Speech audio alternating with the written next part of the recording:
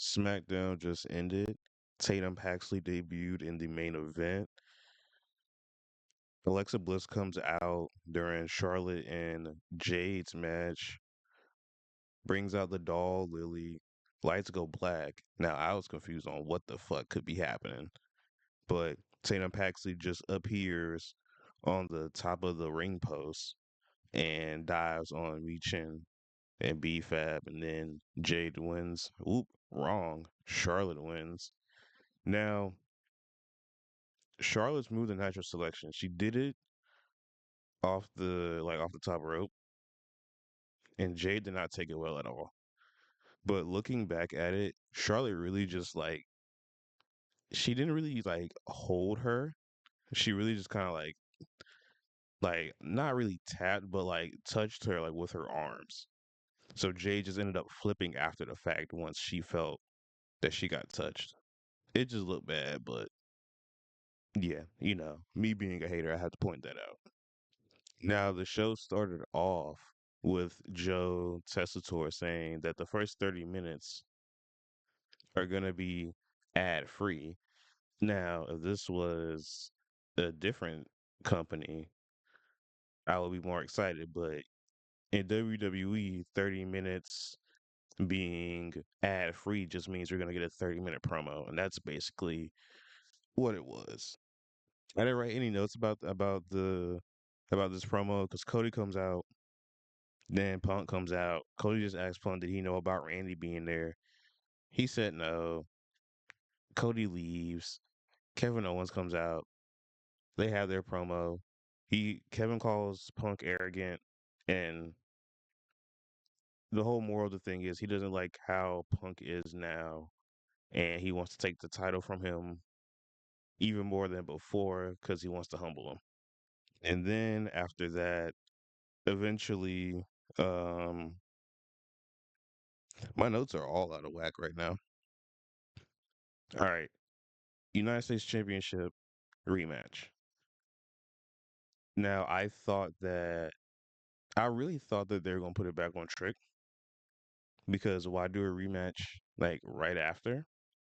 But I have to say that this match was good. This match was, I thought it was really good. I feel disingenuous to say that it was Trick's best match because I can't sit here and lie to you and tell you that I've like watched everyone intently. But I do feel like this is the best one that I've seen, and I feel like this match was even better than the one they had at SummerSlam. And Barry Corbin, I don't know if this is just going to be a permanent thing, but this episode he comes out with a bike instead of like coming out through Gorilla. He has like a bike, so I wonder if that's going to be consistent in his presentation, or if that was just for the one time. I just wonder what's it going to take for the crowd to like react to him a little bit more. I don't know because everything he does in ring is good. I like him. I'm not a huge fan of how we got to this point, but I don't know. I don't know, man. He gave Trick a good match, and maybe that's why we did the rematch again so that he could have a better match. Because I think the general sentiment is that Trick isn't great in the ring, but with the way that wrestling works, if you have a good crowd connection, you can really be basic in ring and then it not really matter. But I don't. Again, I think this is a better match that Trick had. I don't know if Trick is as bad as people saying he is. But if his crowd connection and just him being over is at a high level, it's honestly not going to matter. Then later on in the show, Corbin is doing a promo, and then Carmelo Hayes comes out, beats him up. That is to set up the title match that they're going to have next week. And next week's SmackDown is seems super stacked for like no reason. Now during Chelsea Green's championship celebration, there's no talk of interim. The word interim was not used, so I'm glad about that. So now she's just champion. No one's using the term interim with her. So Chelsea's doing her celebration. She brings Tiffany out. She wants to celebrate with Tiffany. It seems like Tiffany like has something to say, but she gets cut off by Fatal Influence. So they all come down. Bleh.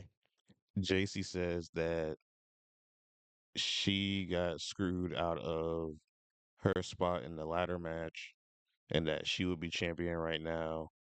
I forget who her match was against. It was against Tiffany. She was like, if it wasn't for you, I'd be in this position that Chelsea's in. And so now JC face to face challenges Tiffany for the US title.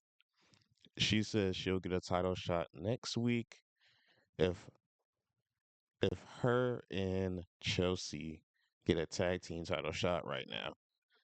And I do like that she just didn't automatically agree. She did consult her girls, and then they're like, yeah, let's do it. Now, I've said this in other SmackDown reviews, but I really like Fatal Influence. Fallon Henley and Laney Reed, they do some good stuff in the ring. And I feel like if they had better people that they were wrestling against, they could have like a really good match. Chelsea is, I mean, I'm not looking for amazing work rate with Chelsea Green. And I do feel like Tiffany's in-ring work is not as good as it was before. I don't know what it is, but there are just certain spots here. I'm just like I don't know. It's their matches. They're not connecting with me right now. But Fatal Influence, they always do some cool stuff. Laney has like some. I don't know how to describe it because it's not a springboard stunner, but like low rope leaping stunner. And Fallon Henley legitimately hits a fucking house call. Like, so I think she does, I think it's like a snap mirror. She neck rolls. I think it was Tiffany, right? In the middle of the ring. And she literally does a house call. But it doesn't get sold very well. Like, she kind of, I don't know if it's because she, like, didn't really hit her that well. Or, like, if Tiffany didn't just sell it well. It might have been Chelsea. I couldn't fucking tell you who took the move. But she literally hit it. She like the leg stretch and everything. I'm like, I know she didn't just do this. And it looked decent. I'm like, but I'm just like, it's just a shame that it didn't get so well. But there's some interference spot. Um, I forget how we get to it, but I believe it's Chelsea is like hanging on the ropes on the outside, and JC comes through, hits a rolling encore, and then Laney Reed and Fallon Henley hit the fatal flaw. That is what their move was called, the fatal flaw. To get the pin, they retain the titles. JC's gonna get her shot at SmackDown next week for the US title. I say give it to her. Give it to her. Because I'm not invested in Tiffany being US champion. And it seems like we're building tension between Tiffany and Chelsea because Tiffany definitely wants the WWE Women's title. So we might get another situation of her being friendly or building an alliance with someone just to take the title from them or yearn for their title. And then outside of that, Randy Orton tries to come out for a promo, but then Cody comes immediately. Also in a completely different fit. Like he was dressed in his business attire at the beginning of the show. But then for this Randy promo, he's in like gym attire. So I don't know why, like why wouldn't he just stay in the same clothes? But that's just a little nitpick, not really anything super serious. But I just thought it was funny.